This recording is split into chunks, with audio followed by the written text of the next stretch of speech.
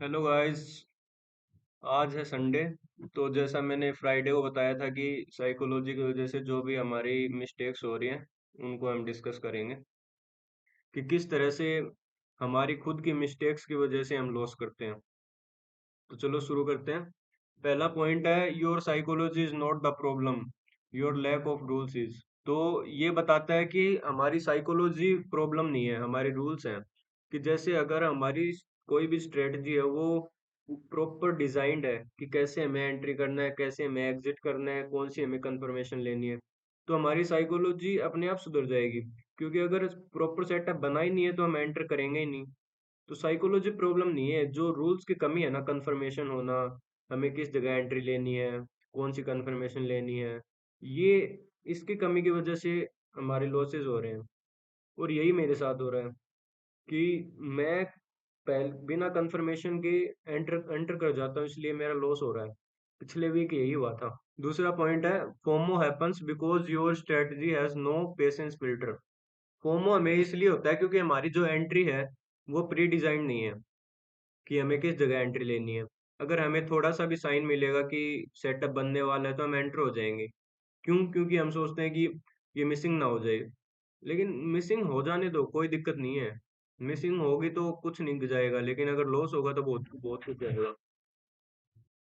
तो इसे हम किस तरह फिक्स कर सकते हैं कि हमें रूल्स जो बनाए हैं ना एंट्री के लिए वो हमें फॉलो करने हैं, चाहे कुछ भी हो जाए। अगर पूरा सेटअप नहीं बना है तो ट्रेड लेनी भी नहीं है।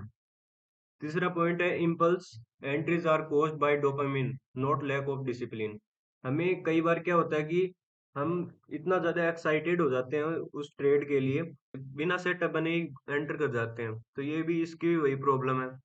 अगर ट्रेड नहीं बनी है तो एंटर होना ही नहीं है। इसके लिए हम ये कर सकते हैं कि जब हम ट्रेड करते हो उस टाइम हम और कुछ ना करें, जैसे कि रील देखना या फिर और कुछ। हमें सिर्फ उस पे फोकस करना है, जो भी एनालिसिस है, जो भी हमारा सेटअप है उसके ऊपर फोकस करना है। फोर्थ पॉइंट है overtrading is your brain trying to force certainty. Overtrading कब होती है? जब हम कंट्रोल करना चाहते हैं कि हमें एक में लॉस हो गया तो हम सोचते हैं कि दूसरा ट्रेड है वो हम प्रॉफिट कर लेंगे। लेकिन ऐसा नहीं होता है, हम कंट्रोल नहीं कर सकते मार्केट को। मार्केट अनकंट्रोलेबल है, हम इसे कंट्रोल कर ही नहीं सकते। तो हमें ओवर ट्रेडिंग करनी क्यों है? इसके लिए हम लिमिट सेट कर सकते हैं कि हमें बस सेशन की एक ट्रेड करनी है। जैसे एशियन सेशन में एक ट्रेड बनी तो कर ली, बाकी लंदन सेशन में और न्यूयॉर्क सेशन में इन इसके अलावा ट्रेड करनी नहीं है। चाहे कुछ भी हो, चाहे कितना भी सेटअप, कितना भी अच्छा सेटअप बन रहा हो, हमें ट्रेड करनी नहीं है। बस हमें लिमिटेड ट्रेड करनी है, उसके बाद डन फॉर द डे है। फिफ्थ पॉइंट है revenge trades come from identity issue, not market issue. तो रिवेंज ट्रेडिंग हम कब करते हैं? जब हमें ये होता है कि अगर हमारा लॉस हो गया ना तो ये लगता है कि मेरा लॉस क्यों हो गया भाई, मेरा लॉस तो हो ही नहीं सकता। हमें ये समझना है कि लॉस और प्रॉफिट ट्रेडिंग का पार्ट है ये। लॉस भी हो, कभी लॉस होंगे तो कभी प्रॉफिट होंगे। हमेशा एक जैसा नहीं रहेगा कि हमेशा सिर्फ प्रॉफिट ही होते हैं, नहीं। लॉस भी होंगे और कभी प्रॉफिट भी होंगे। वो स्ट्रेटजी पे डिपेंड करता है। तो इसलिए रिवेंज ट्रेडिंग करनी नहीं है, इसको भी फिक्स करना है कि बस एक या दो ट्रेड ली, done for the day. Sixth point है emotional stability happens when risk is too high. जब हम ज्यादा रिस्क लेते हैं ना तब इमोशंस हम पे हावी हो जाते हैं कि जब हम एक लोट दो लोट ओपन कर लिया तो ये हमारे जो अकाउंट है उसको ब्लो भी कर सकते हैं। तो इसलिए इमोशंस ज्यादा हावी हो जाते हैं, जैसे हार्ट बीट तेज होना और डर लगना, पैर कांपना। किस वजह से? क्योंकि हमने रिस्क ज्यादा लिया है और वो रिस्क डिपेंड करता है कि हमारे अकाउंट पे हमारा अकाउंट उड़ेगा या बढ़ेगा। तो इसलिए कभी भी इतना रिस्क लेना ही नहीं चाहिए।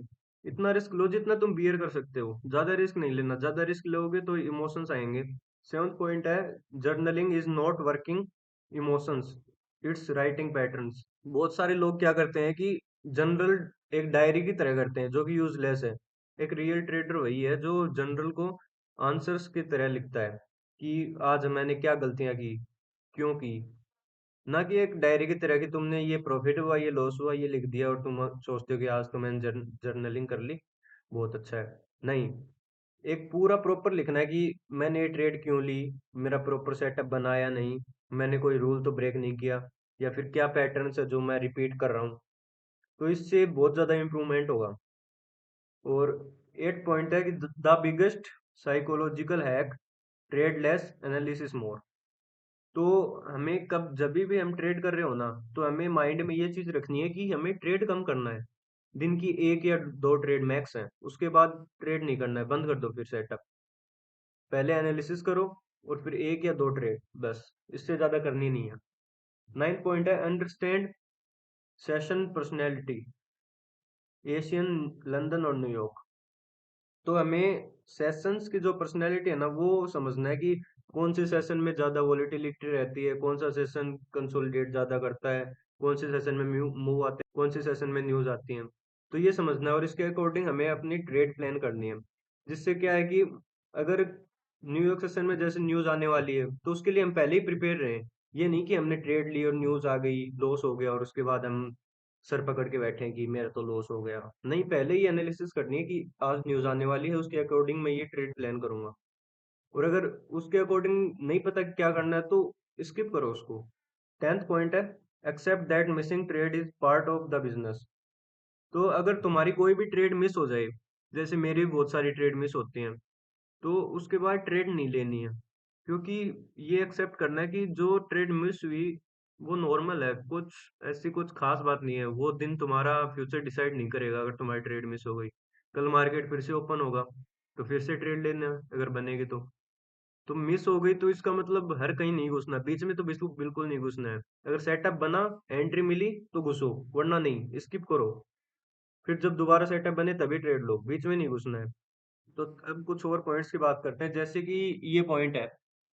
तो हमें साइकोलॉजिकल प्रॉब्लम नहीं होती most of the time. Most of the time ये होता है कि हमें स्ट्रेटेजिकल प्रॉब्लम होती है। अगर हमारी स्ट्रेटेजी पूरी प्रॉपर डिजाइंड है, तो 90% जो साइकोलॉजिकल प्रॉब्लम है वो वहीं पे दूर हो जाएंगी।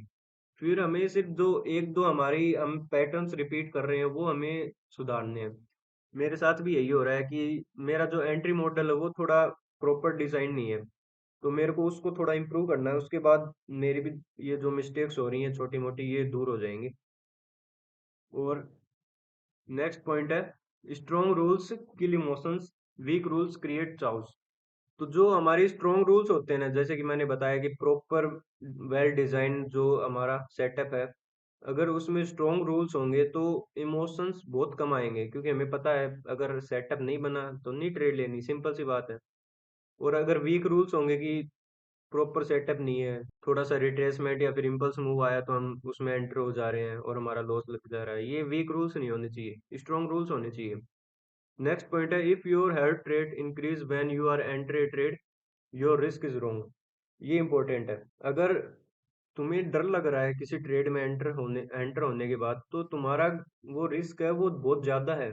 अगर तुम्हारा वो एसएल बहुत ज्यादा है, तो उसको क्या करना है, एसएल को कम करना है, ताकि ज्यादा डर ना लगे कि लॉस हो गया तो कोई बात नहीं। Loss and profits are the part of trading, ये समझना है। लॉस हो गया तो कोई बात नहीं। तो ऐसे ही इन पॉइंट्स को हम डीपली एनालिसिस करके और खुद की ट्रेडिंग में इंक्लूड करके हम 90% जो प्रॉब्लम्स है वो मिटा सकते हैं। तो हमें क्या करना है, मंडे से इन प्रॉब्लम्स को आइडेंटिफाई करना है और उसके सॉल्यूशन के हिसाब से हमें उस पे एक्ट करना है। तो आज के लिए इतना ही था। अब मंडे को मिलते हैं। आई होप कोई भी मिस्टेक वगैरह ना हो।